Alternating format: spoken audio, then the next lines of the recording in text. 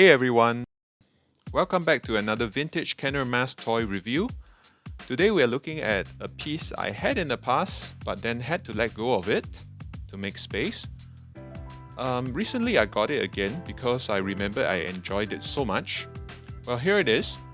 First thing, let me get it out of the way. Why are there so many M.A.S.K vehicles that are orange?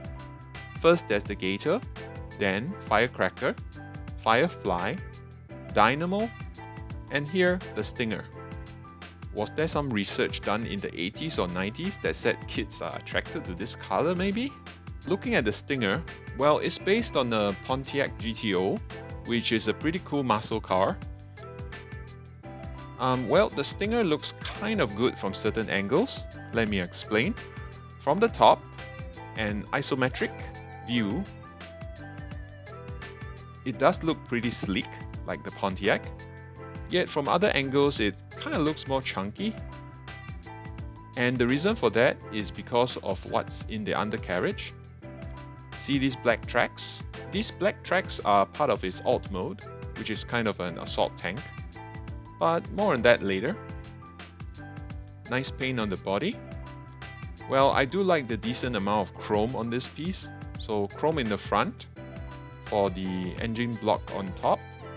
Pardon me if that's not the right name, I'm not really a car person. These exhaust pipes. And obviously the wheels. And you got a rear bumper that's chromed. So pretty decent aesthetic. Now let's have a look at the driver, Bruno Sheppard. Not a whole lot of sculpted detail on the uniform relative to the other characters. He is mainly in his tank top and military pants. There is a tattoo on his chest and a tattoo of a chain on his arm. So Bruno's mask is the Magna Beam.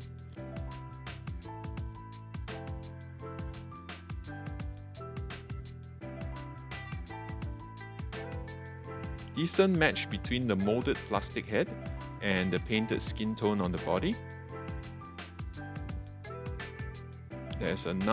He's got a nice orange kind of mohawk, which is smooshed under his helmet, I guess. This chest tattoo is sort of big and looks a bit goofy. The chain tattoo, I think, has got too many links compared to the cartoon counterpart. Now let's get to the transformation of the vehicle into the alt mode. The transformation on this is pretty simple. Now, official instructions tells us to push the engine block. I like to handle these toys with more care. So what I do is hold the entire front of the vehicle and tug it forward. The car wheels pop out and the caterpillar tracks emerge from the undercarriage, which was the main source of the vehicle looking a bit chunky. At the same time, under the front windshield, this part pops up, which you can then pull it up and acts as a sort of armor. You lift up the chrome exhaust and they end up being cannon of sorts.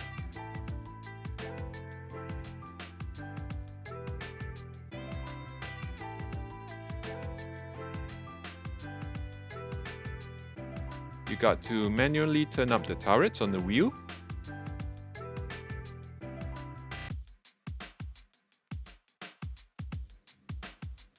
And finally open up the boot for the chain claw grabber thingy on the back.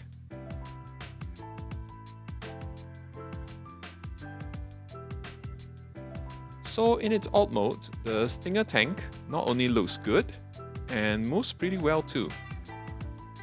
These caterpillar tracks don't actually function, but there are rollers at the base. So yes, this design actually works rather well on flat surfaces that is. Due to the position of the caterpillar track rollers in the alt mode, it doesn't move over uneven surfaces that well. You can't have everything, so I'll let it go.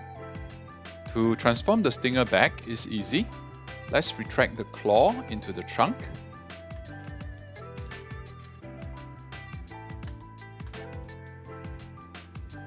Then fold back the wheel turrets.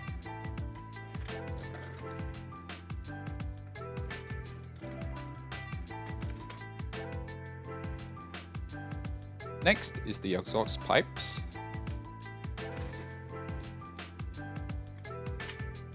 Then I would fold back the caterpillar tracks and hold them in place while the front of the car is shifted back.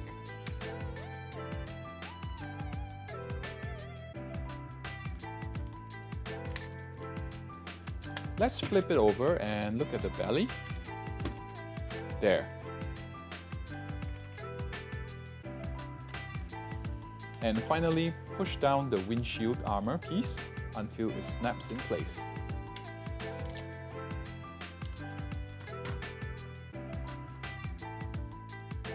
The stinger I have is not complete because it's supposed to have a black turret sort of thing attached to the front windshield armor. But that thing is kind of annoying to get online at a low price, so I'll have to leave it out for now. Speaking of which, here's what you want to look out for when sourcing for a stinger for your collection. First, very obviously, make sure you get Bruno, complete with his mask. You definitely want this driver, complete with his totally inaccurate tats. Secondly, make sure you get the chrome exhaust pipes, which are often missing on listings. They do come with clip-on tabs, so make sure that they aren't broken or anything. Next, obviously, make sure the transformation mechanisms work smoothly. Pulling out the front should pop out the windshield armor piece as well. Transforming back may not be smooth all the time, and that's to be expected for the old toy. Another thing to watch out for is the armor claw in the boot. It should be able to grip. And do watch out for broken tabs holding the trunk cover. And finally, these are the sticker placements. Alright, so in conclusion, I think the Stinger is a rather fun addition in my collection. It's one vehicle that is indeed impressive when put on display, especially in the assault tank mode. The mechanisms work and withstands the test of time well, and its transformation isn't too difficult to achieve. Sure, it isn't a fan favorite like the Gator, Piranha or Jackhammer, but I do think it deserves a spot in your Tier 2 or Tier 3 display. Overall, a very cool Series 2 addition in the line. Hey, if you like this video, please help out the channel by clicking like and subscribe to stay tuned for more videos of toy reviews and news. Alright, that's a wrap. You take care now, and I'll see you in the next one. Bye bye.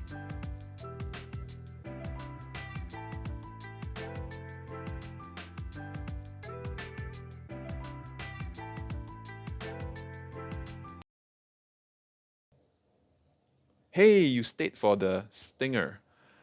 Well, here's a hint of what's coming up in the next exciting episode. See you in the next one. Bye bye.